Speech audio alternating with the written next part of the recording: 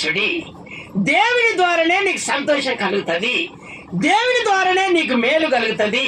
నీ కుటుంబంలో సంతోషం కలగాలంటే నువ్వు దేవుని మందిరంలో ఆనందించాలి.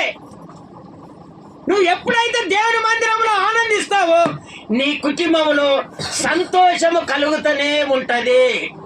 స్తోత్రం చెప్తారా ఒకసారి గట్టిగా, ఇంకొకసారి గట్టిగా చెప్తారా?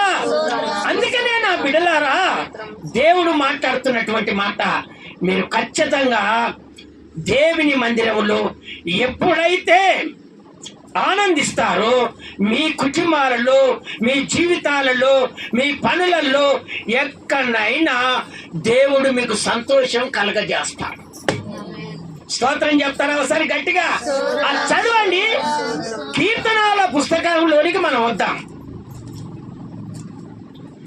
కీర్తనాల పుస్తకము 37వ కీర్తన 4వ వచనం.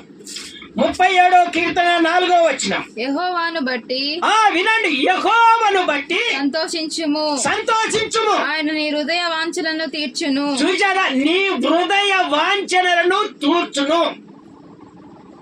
మళ్ళీ రిపీట్ చేయి. యెహోవాను బట్టి, యెహోవాను బట్టి సంతోషించుము. ఎవరిని బట్టో కాదు, యెహోవాను బట్టి నువ్వు సంతోషించు. ఆయన హృదయ వాంఛలను తీర్చును. నీ హృదయ వాంఛలను దేవుడు తీరుస్తాడంతే. నీ హృదయంలో ఏ కోరిక ఉందో, నీలో ఏ సమస్య ఉందో, నీలో ఏ బాధ ఉందో, నువ్వు ఏది చెయ్యాలని ముందుకు వెళ్తున్నావో, ఏది జరగాలని నువ్వు ముందుకు వెళ్తున్నావో, ఏది నువ్వు ఆశిస్తున్నావో, నీకు కావలసినది ఏంటిదో నీ హృదయంలో ఉన్నటువంటి వాంఛ నీవు ఖచ్చితంగా దేవునితో సంతోషంగా ఉంటే ఆ కార్యాలన్నీ నా దేవుడు ఖచ్చితంగా చేస్తాడు. స్తోత్రం చెప్తారా ఒకసారి గట్టిగా? ఆయన తీరుస్తాడు, ఖచ్చితంగా తీరుస్తాడు. మాట ఇచ్చిన దేవుడు ఖచ్చితంగా ఆయన తీరుస్తాడు. దేవుని బిడ్డలారా, మీ హృదయ వాంఛనలు ఏంటివో అది దేవునికి తెలుసు. ఖచ్చితంగా ఆ వాంఛలన్నిటిని దేవుడు తీర్చును గాక. స్తోత్రం చెప్తారా ఒకసారి గట్టిగా? ఇంకొకసారి గట్టిగా చెప్తారా? చదవండి, ఇంకొక మాట చదవండి, ఇంకొక మాట చదవండి. అదే కీర్తనాల పుస్తకము 16వ అధ్యాయం 11వ వచనంలో దేవుడు మాట్లాడుతున్నాడు. 16వ అధ్యాయము 11వ వచనం. 16-11. జీవ మార్గమును విను, జీవ మార్గమును నీవు నాకు తెలియజేసేదవు. చూసావా? జీవ మార్గమును నాకు తెలియజేసేదవు. నీ సన్నిధిని సంపూర్ణ సంతోషము గలదు. చూడవా? సంపూర్ణమైనటువంటి సంతోషము కలుగును. కుడి చేతిలో నిత్యము సుఖము కలవు. నీ కుడి చేతిలో నిత్యము సుఖము కలుగును. స్తోత్రం చెప్తారా ఒకసారి గట్టిగా? ఇంకొకసారి గట్టిగా చెప్తారా? ఎవరైనా సరే ఏదైనా ఇస్తే నీ కుడి చేతితో ఇయ్యయ్యా, అంతేనే కదమ్మా? ఏదైనా జరిపినా ఏదైనా చేసినా ఏమంటారు? కుడి చేతి. అందుకనే నా ప్రభు ఆయన కుడి చేతిలో ఏమున్నదంట? సుఖములు దొరుకుతాయి. నువ్వు ప్రార్థన చేసినప్పుడు, అయ్యా ఒక్కసారి నీ కుడి చెయ్యి నాకు చాపవా ప్రభు అని ఈ రోజు నుంచి నా ప్రభును మీరు వేడుకోండి అమ్మా. ఖచ్చితంగా నా ప్రభు ఆయన మీకు సుఖములు కలగజేస్తాడు. ఖచ్చితంగా నా దేవుడు సుఖములు కలగజేస్తాడు. అయ్యా మీరు ఏదొద్దయ్యా, నీ కుడి చేయి నా ఇంటి మీదకి నా మీదకి ఎత్తవా ప్రభు. అయ్యా నేను దీవించబడాలని కోరుకుంటున్నాను ప్రభు అని ఈ విధంగా నువ్వు కన్నీరు గార్చి నా ప్రభుకు ప్రార్థన చేస్తే ఆయన కుడి చెయ్యి ఖచ్చితంగా ఎత్తుతాడు. మీ బాధలన్నీ నా దేవుడు తొలగిస్తాడు. యేసయ్య దగ్గరనే జీవ మార్గం ఉంది. నీ బ్రతుకు దినములన్నిటినీ ఆయన కాపాడుతాడు. ఆయన జీవ మార్గం ఆయన దగ్గరనే ఉంది. ఈ భూమి మీద నువ్వు ఏది ఆశించాలని ఆశపడుతున్నావో దేవుని బిడ్డలారా, నీ జీవితంలో దొరకదు. నేను కృంగిపోతాను, ఇక నేను ఆశించలేను, నేను జీవించలేను, నాకు జీవన ఆధారం ఇక లేదు, నా పిల్లలకు నేను ఏం పెట్టుకోవాలి, నా పిల్లలకు నేను ఏం పంపించాలి, నా పిల్లలను నేను ఏ విధంగా చూపించుకోవాలి, నా పిల్లలను ఏ విధంగా నేను పైకి లేపుకోవాలి, నువ్వు ఆశపడుతున్నావేమో. కానీ జీవ మార్గము కలిగినటువంటి నా దేవుడు ఈ భూమి మీద నీకు ఏది అవసరమో నా దేవుడు ఖచ్చితంగా చేస్తాడో. నీవు మాత్రము అయ్యా దేవుని మందిరములో ఆనందించు, సంతోషపడు. అయ్యా నీ కుడి చేయి నాకు ఎత్తు ప్రభా, నీ సన్నిధిలో నాకు సంపూర్ణ సంతోషం కలగాలి ప్రభా అని ఈ విధంగా నువ్వు ప్రార్థన చేస్తే దేవుని బిడ్డలారా, ఇదిగో జెరుబ్బేలును సంతోషపరిచిన దేవుడు నిన్ను కూడా చూసి నా దేవుడు సంతోషపడి నీ అక్కర్లు ఏందో నా ప్రభు ఖచ్చితంగా తీరుస్తాడు. ఆయన మాట తప్పని దేవుడు ఖచ్చితంగా నీ కార్యాన్ని దేవుడు జరిపించును గాక. ఇంకొకసారి గట్టిగా నీ కార్యాన్ని నా దేవుడు జరిపించును గాక. అందుకనే దేవుని బిడ్డలారా, జీవ మార్గము ఆయనకు తెలుసు. నీకు ఏ అక్కర కావాలనో ఆయనకు తెలుసు. అందుకనే నా దేవుడు జీవ మార్గాన్ని ఆయన ఎంచుకున్నాడు.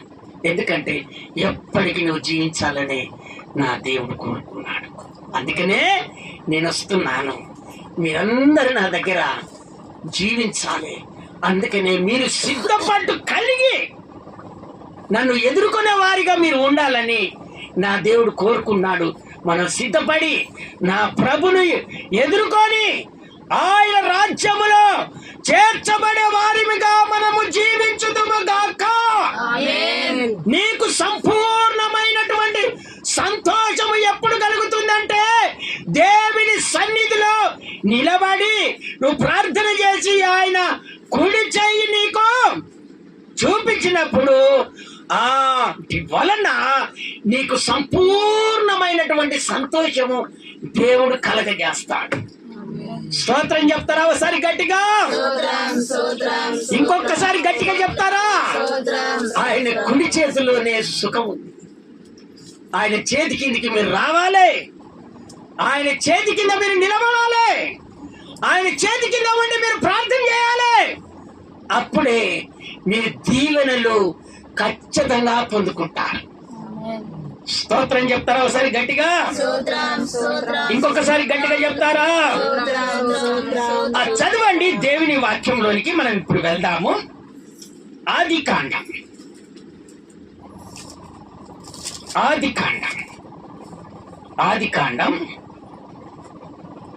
31వ అధ్యాయం. ఆదికాండం 31వ అధ్యాయము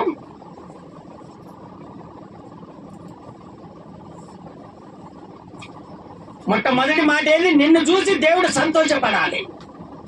అప్పుడు దేవుడు మన కార్యాలను చేస్తాడు. ఆయన సంచారము, ఆయన కన్నుల ద్వారా సంచారం చేసి నువ్వు ఎక్కడ ఉన్నావు, నువ్వు ఏ చోట్ల ఉన్నావు, నీకు ఏది అవసరమో నా దేవుడు సంచారము చేసి నిన్ను అభివృద్ధి పదములోనికి నడిపిస్తాడు. రెండవదిగా ఆదికాండం 31వ అధ్యాయం 24వ వచనం నాన్న. ఆ రాత్రి స్వప్నమందు దేవుడు సిరియవాడైన లాబాను వద్దకు వచ్చి నీవు యాకోబుతో మంచి గాని చెడ్డగాను పలకకుము జాగ్రత్త సుమి అని అతనితో చెప్పాను. అతనితో దేవుడు హెచ్చరించాడు. స్తోత్రం చెప్తారా ఒకసారి గట్టిగా? ఇంకొకసారి గట్టిగా చెప్తారా? అందుకనే దేవుని పెట్టారా, నేను దేవునికి అవపడకుండా నేను ఉన్నాను, నన్ను దేవుడు చూస్తాడో చూడడో అని ఎప్పుడు అనుకోకూడదు. నా దేవుడి కనులు సంచారం చేస్తూనే ఉంటాయి. అక్కడ జరిగింది ఏందో తెలుసా? ఈయన అత్తవారి ఇంటికి వెళ్ళాడు. ఎక్కడికి వెళ్ళాడు? అత్తవారింటికి వెళ్ళాడు. మనం కొంతమంది ఏం చేస్తాం, ఇల్లుటం అని అంటారు.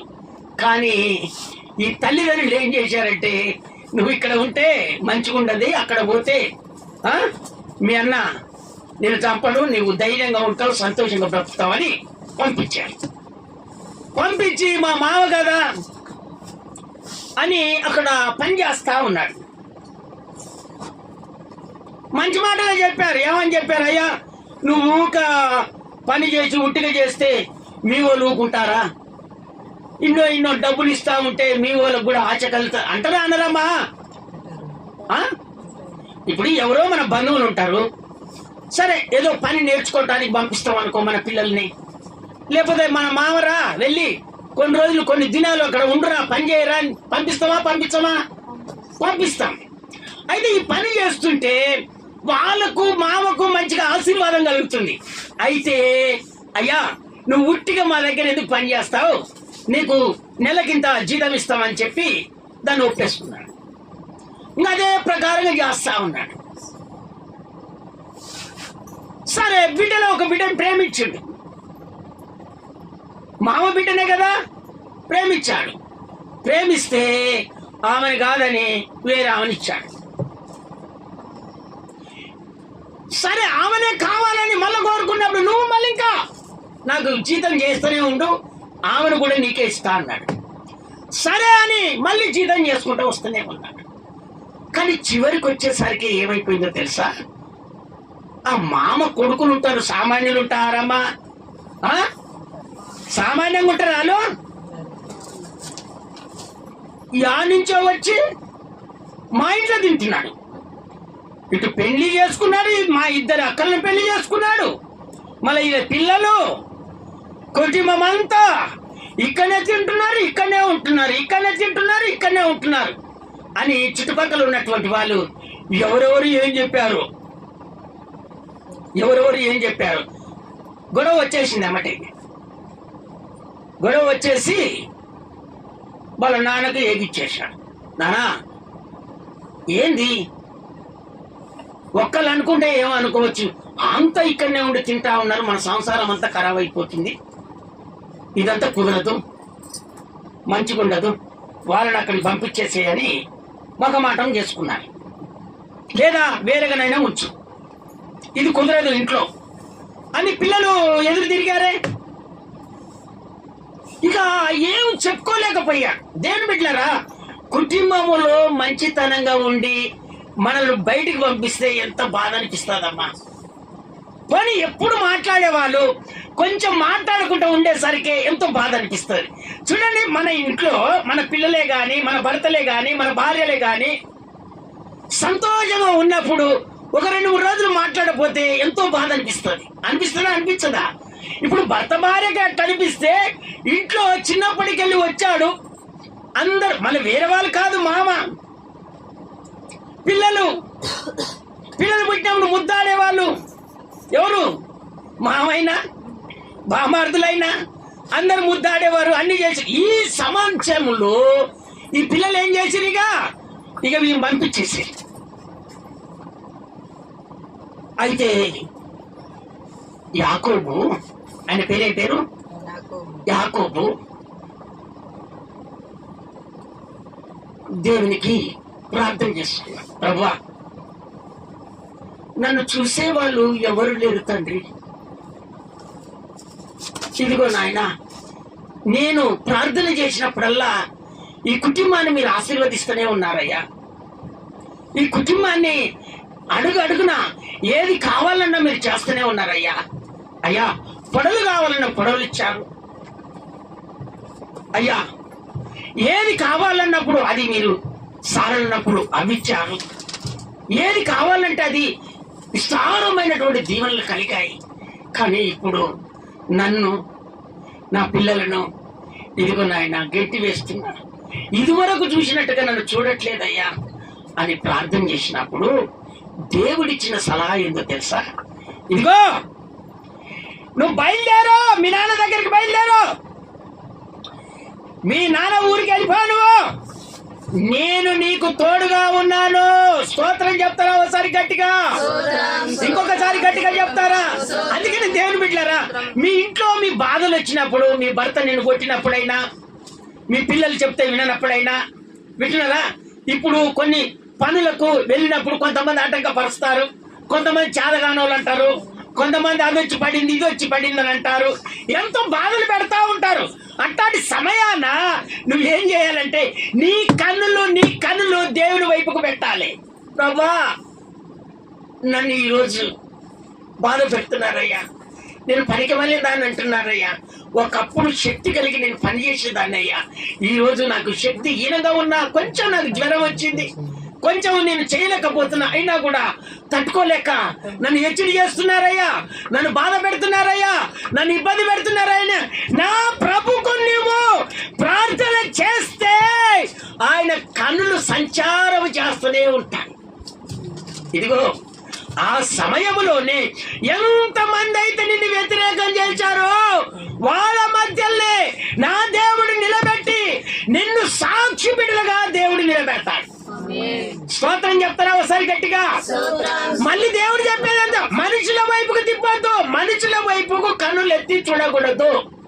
మనుషుల వైపుకు నువ్వు కన్నులెత్తావా దేవుడు నీ మీద కన్ను దృష్టి పెట్టాడు, ఆయన కన్నులు సంచారం చేయవు. నువ్వు ఎప్పుడైతే ఆయనకు ప్రార్థన చేసి ఆయనలో జీవిస్తావో ఆ సంపూర్ణమైన సంతోషము ఎమ్మడే కలుగుతుంది. ఆ ప్రార్థన విధానంలో నువ్వు నిలబడ్డప్పుడే దేవుడు నిన్ను అత్యధికముగా అభివృద్ధి పరుస్తాడు. దేవుని బిడ్డలారా, దేవుని వాక్యము విని ఆ వాక్యాన్ని నేర్చుకున్నప్పుడే నీ జీవితములో ఏదైతే అంటుగట్టి ఉన్నదో సాతానుడు నీ హృదయాన్ని తెరవకుండా ఆ చీకటి బంధకాలు ఏ విధంగానైతే లోపల వ్యాపిస్తాయో వాటినన్నిటిని నా ప్రభు చీల్చివేస్తాడు. ఎప్పుడు? వాక్యము నీ హృదయంలోనికి వెళ్ళినప్పుడు, వాక్యమనే ఖడ్గము నీ హృదయంలోనికి వెళ్ళినప్పుడు నీ జీవితానంతా నా దేవుడు మార్చేస్తాడు. స్తోత్రం చెప్తారా ఒకసారి గట్టిగా? ఇంకొకసారి గట్టిగా చెప్తారా? చూడు, వెంటనే దేవుడు చెప్పగానే వెంటనే భార్యను పిలిచాడు, తర్వాత ఇంకో భార్యను పిలిచాడు, పిల్లలను పిలిచాడు, అందరిని పిలిచి, అమ్మా మీ నాన్న గుణము మీ అన్నల గుణము నిన్న మొన్నటి దాకా ఉన్నట్టుగా అనిపిస్తలేదమ్మా, నాకు కొంచెం బాధగా అనిపిస్తుందమ్మా. ఇదిగో దేవునికి ప్రార్థన చేసినప్పుడు ఏది కావాలనో అది దేవుడు మనకు అనుగ్రహిస్తూనే ఉన్నాడు, బలపడుతూనే ఉన్నాం. కానీ మనము సంపాదించినటువంటి సొమ్ము కాదంటున్నారమ్మా. సారెలు కావాలంటే సారెలు అవుతాయి, పొడలు కావాలంటే పొడలు అవుతున్నాయి. ఏది కావాలంటే గుంపు గుంపు ఎదుగుతా ఉంది, కానీ మన పేరు ఉండట్లేదమ్మా. అంటే వాళ్ళిద్దరూ పిల్లలు ఆలోచన చేసుకొని, అయ్యా అయినా కూడా మమ్మలను అన్యులుగానే చూస్తున్నాడు మా తండ్రి, వాళ్ళెంత ఇబ్బంది పెడుతున్నారో లోపట. స్తోత్రం చెప్తారా ఒకసారి గట్టిగా? కొన్ని కుటుంబాలలో భర్త లేనప్పుడు ఏదో తాగి బయటపడ్డాడు అనుకో, సరే మన తల్లిదండ్రులన్నీ ఇళ్లలో పోయి బతారనుకో. స్తోత్రం చెప్తారా ఒకసారి గట్టిగా? కొంతమంది ఏం చేస్తారంటే ఏం భర్త చేతగానుడు అవుతాడు అనుకో, ఇళ్లలో వచ్చి బతుకుతారు. లేదా సపోర్ట్ గా ఏదైనా ఇల్లుంటే ఏదైనా ప్రాంతం ఉంటే అక్కడ పోయి బ్రతుకుతా ఉంటారు. ఆ సమయంలో ఏం చేస్తారంటే అప్పటి వరకు మంచిగానే చూసుకుంటారు. కొంచెం డెవలప్ కాగానే ఏం చేస్తారంటే కించపరుస్తారు. అట్లాంటి సమయంలో మనకెంత బాధ అనిపిస్తుంది తెలుసా? నేను బిడ్డనే అయితే మనవరాళ్లే అయ్యాను, నేను కొడుకునే అయితే ఆమె బిడ్డనే అయిపోయా, అల్లుడే అయిపోయా. ఇవన్నీ సమస్యలన్నీ అప్పుడు అడ్డు రావు. ఎందుకు రావు తెలుసా? వీళ్ళు బలపడిపోతారు. ఎందుకంటే ఎప్పుడు వెళ్ళిపోవాలి ఇక. వాళ్ళు ఏం చేస్తారంటే అభివృద్ధి ఎప్పుడైతే అభివృద్ధి అవుతారో అప్పుడు తీసి బండ కొట్టేస్తారు. స్తోత్రం చెప్తారా ఒకసారి గట్టిగా? కొన్ని కుటుంబాలలో కొన్ని కుటుంబాలలో ఎట్లుంటాయి తెలుసా? పిల్లలు ఎదిగిన తర్వాత, సంవత్సరం అయిన తర్వాత, అన్ని సమృద్ధి అయిన తర్వాత ఒక్కొక్కరిని బయటికి పంపిస్తారు. ఒక్కొక్కరు ఏం చేసావురా అని అంటారు. అంటారా? ఇప్పుడు కొన్ని ఇళ్లలో ఇంట్లో యజమానురాలు ఇంట్లో ఉంది, అన్నిటికన్నీ సమృద్ధి చేసేస్తే భర్త శాలగాని వాడు ఉంటాడు కదా, 4 మాటలు వాళ్ళని అన్నారనుకో, ఏం చేస్తాడు? ఈ శక్తి కలిగి సంపాదిస్తున్నావను ఏదైనా మాట అంటే కుటుంబంలో ఎట్లుంటుంది? బాధనా కాదా? అది పెట్టేది ఎవడు? సాతానుడే. ఇది పెట్టేదంతా చిచ్చంతా ఎవడు పెడతాడు? స్తోత్రం చెప్తారా ఒకసారి గట్టిగా? అందుకనే నా ప్రభు అంటున్నాడు, మీరు ఎవరికి భయపడకండి. మీరు ప్రతి ఆదివారం దేవుని మందిరానికి వచ్చేసి మీరు ఆనందించండి, ఆనందించండి, ఆరాధన చేయండి, మీ సమస్యలన్నీ నాకు అప్పగించండి, మీరు నా మాటలు వినండి, మీ కుటుంబాలలో మీకు సంతోషం కలుగుతుందని దేవుడు చెప్తున్నాడు. స్తోత్రం చెప్తారా ఒకసారి గట్టిగా? అందుకని దేవుని బిడ్డలారా, ఆదివారం ఎప్పుడు కూడా మీరు మర్చిపోకూడదు. పనులు ముఖ్యము కాదు, ఆదివారం నీకు ముఖ్యము. దేవుని సన్నిధి నీకు ముఖ్యము, దేవుడి నీకు ముఖ్యము. దేవుని తరువాతనే పైది నువ్వు కోరుకోవాలంతే. అప్పుడు నువ్వు దీవించబడతావు, లేకపోతే దీవించబడవు. నీ స్వశక్తి, నీ స్వబుద్ధి అసలు పనికే రాదు, అసలు పనికే రాదు. అందుకనే దేవుని బిడ్డలారా, స్వశక్తితో స్వబుద్ధితో ఎప్పుడు మనం ఉండదు. ఇదిగో దేవుడు చెప్పాడు, నీకు నేను తోడుగా ఉంటాను ఎల్లు అన్నాడు. చెప్పకుండానే పిల్లలు తీసుకున్నాడు, సంసారాన్ని తీసుకున్నాడు, ఆస్తిని తీసుకున్నాడు, అన్ని తీసుకున్నాడు. ఇక వెళ్ళిపోయాడు.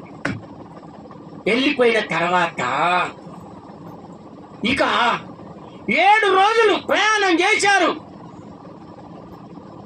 చేసి 3 రోజుల దినం ప్రయాణం అంటది. అయితే అక్కడికి వెళ్ళి యాకోబు గిలాదు కొండ మీద గుడారం వేసుకొని అక్కడ ఉన్నాడు.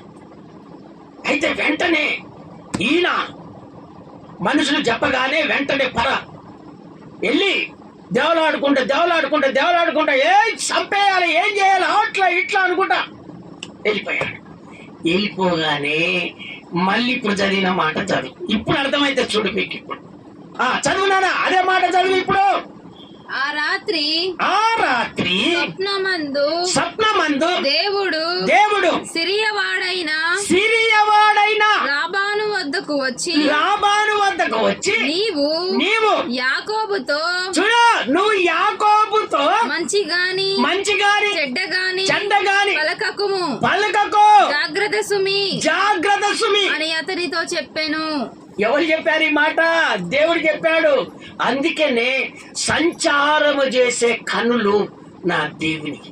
నువ్వు ఎక్కడికి వెళ్తావో, ఏ బాధలో ఉంటావో, ఏ సమస్యలో ఉంటావో, ఆయన కన్నులు చూస్తూనే ఉంటాయి. ఆయన అనుకున్నాడు ఒకటే గురి, నీకు నేను తోడుగా ఉంటాను అన్నప్పుడు వీళ్ళతో నాకేం పని, దేవుడు నాకు కావాలని బయలుదేరి వెళ్ళిపోయాడు. అంతే కథ.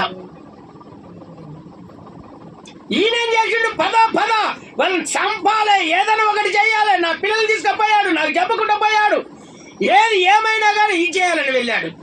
వెంటనే దేవుడు దర్శించాడు. సుమా, నువ్వు ఏమైనా మాట్లాడితివా, ఏమైనా చేస్తివా, నీవు మాత్రం ఈ భూమి మీద ఉండవని దేవుడు హెచ్చరించాడు. అంతే. వెంటనే ఆగిపోయాడు.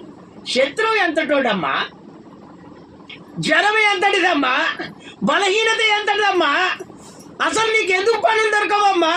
అసలు అందరికి పనులు దొరకకున్నా కూడా మీకు ఖచ్చితంగా పనులు దొరుకుతాయి.